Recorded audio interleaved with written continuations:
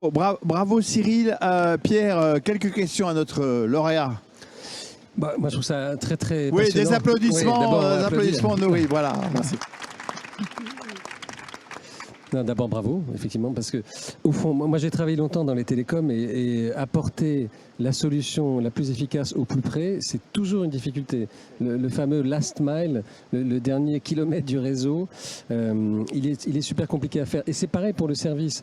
Apporter à des gens partout, et ça veut dire un peu n'importe où aussi, une solution concrète et au-delà du fait qu'il y a un réseau, apprendre à s'en servir, apprendre à servir des outils, des instruments, c'est absolument fondamental. Donc bravo d'avoir craqué ça parce que c'est pas un sujet facile et il y en a d'autres qui avaient essayé avant vous en réalité.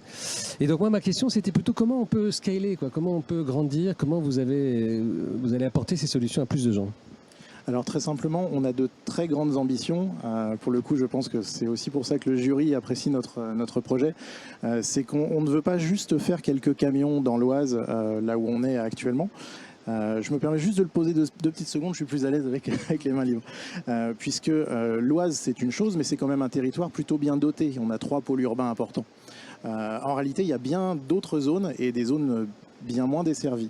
Donc nous, ce qu'on a envie de faire, tout simplement, c'est de le dupliquer, mais d'une autre façon. On veut créer toute une génération d'handipreneurs, donc de franchisés, mais qui seront systématiquement porteurs d'un handicap, pour lesquels on va adapter les camions, on va leur fournir toute l'infrastructure, tout le système, pour qu'ils puissent, près de chez eux, aller porter ce service.